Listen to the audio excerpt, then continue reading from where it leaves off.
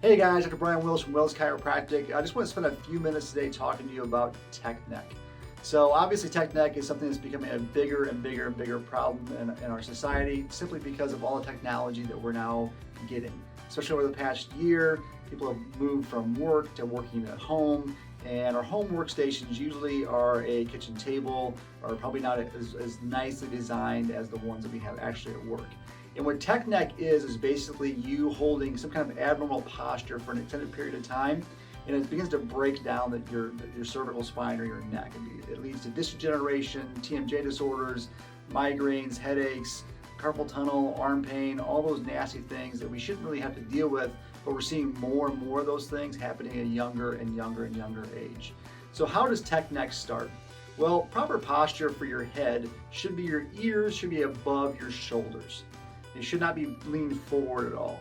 So your head weighs approximately 8 to 10 pounds.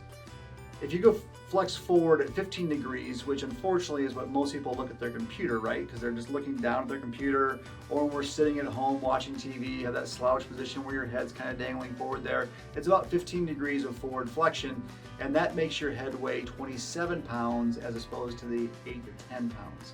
27 pounds of pressure on your neck and spine that is not built for that. And over time begins to break down the ligaments, tendons, joints, discs, muscles, everything else in there. Unfortunately, the posture that we normally find ourselves in now that we are attached to our cell phones every single day is our typical texting posture or cell phone posture, which is where your head's flexed all the way down at 60 degrees forward flexion as we're on our phones here. When you flex your head forward at 60 degrees, that means your head weighs approximately 60 pounds as opposed to the 8 to 10 pounds that it normally should weigh. So that's 60 pounds of pressure and stress on your cervical spine, which is not built to withstand that, and it rapidly accelerates the degenerative processes in your neck. We're seeing patients that are as young as 17, 18 years old whose necks look like they're 50 or 60 years old. The average teenager spends about 8 hours a day on their devices, and even younger than that, 8 to 12-year-olds spend almost 5 hours a day on their devices. And as adults, again, 86% of adults now are working basically in the sitting position most of the day at a computer. So tech neck's becoming a huge issue. So what do we do to combat it? Well, I'm going to give you 3 keys today to help combat tech neck so that you can avoid some of the pitfalls that people get later on in life from having this abnormal posture all the time.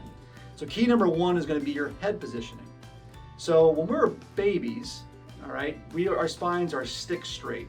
In order to develop curvatures in our spines, we make babies do tummy time.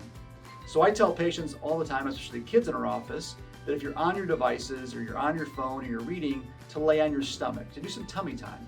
That forces your body to go into extension and build up some of the muscles in the back part of your body, in your back and the back of your neck, to help pull your head back so your ears are over top of your shoulders, again, as opposed to bending forward like we're typically doing. So tummy time is a great exercise to do, and it's really something that's very simple to do. If you read before you go to bed, just lay on your stomach for about 10-15 minutes, and it's a great exercise to do. The other thing is going to be your device position. So instead of looking at your phone down like this, or sitting in your chair slouched forward looking at your device like that, you want to put your head up and get your device up where your eyes are at. So if you're sitting down, get some pillows, prop your device on some pillows, or while you're texting, don't text down like this. Look up straight ahead and text with your phone up in the air. Might take a little bit of getting used to, but it'll save you a lot of pain and suffering down the road. So the first one is head position. The second one is going to be to develop some good posture habits. So like I said before, unfortunately, most of us now have been working from home for over a year, and our workstations at home aren't as ergonomically designed as the ones, hopefully, that we have at our normal office job. So what happens when people are sitting looking at a computer is their computer monitors are way too low, and they're looking down at their computer monitor as opposed to looking straight ahead. And again, that 15 degrees forward head posture creates 27 pounds of pressure on that neck there. So you want to be looking straight ahead and not looking down at your computer monitor.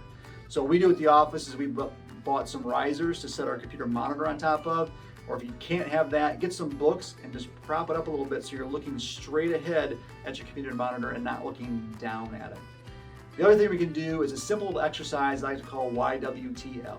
And all you're going to do during this exercise is make those letters with your arms. So you want to make sure that your head is in proper position, which again, your ears are going to be over top of your shoulders, looking straight ahead. You're going to put your palms up with your thumbs pointed backwards. And all you're going to do is make the letters with your arms. So you're gonna raise your arms above your head and make a big Y with your arms, your thumbs pointed backward, and you're gonna try to pinch your shoulder blades together like you're trying to pinch a pencil or a finger that's laying on top of your spine. You're gonna hold that position for 10 seconds. Then you're gonna lower your arms down into a W position, so just bring your elbows down there, and you're gonna hold that position for 10 seconds while you're pinching those shoulder blades as hard as you can together. The next one's gonna be T, where you're gonna put your arms straight out to the sides, and again, pinch those shoulder blades as hard as you can together for 10 seconds. And the last one's gonna be the most difficult one, double L, where you're gonna basically try to touch your elbows behind your back and hold that position for 10 seconds as well.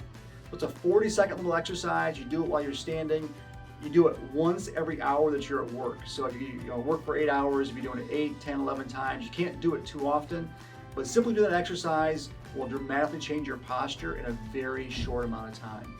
So proper posture habits is number 2. Number 3 is going to be making sure that you're on a good chiropractic adjustment program. Chiropractors play a vital role in tech neck because we do 2 things during our adjustments. Number 1, we stimulate the nervous system to be able to tell the muscles in your neck and tell your head where it's at in relation to space, so that you do get a whole good posture, and tell your muscles exactly how to contract or relax to hold you there. And number 2, it maintains the joint integrity. So the biggest problem with tech neck is after a while, your joints begin to break down, the discs break down, the muscle, the ligaments, the tendons, and you end up getting scar tissue and arthritis and those types of things in there that again lead to the headaches, the TMJ disorders, the carpal tunnel, and those types of things. So those are 3 easy keys for you to be able to kind of combat tech neck a little bit. Again, your head positioning, proper posture habits, and making sure you're getting a good adjustment program. So again, tech neck, again, it doesn't seem like a big deal at the time because when you're looking down at your phone, nothing's really happening there. But after years and years and years and years of abuse, your neck will begin to break down. You'll end up developing arthritis, disc problems, carpal tunnel, TMJ disorders, headaches, migraines, and obviously we don't want that. So hopefully you guys found this impactful, and until next time, keep living the dream.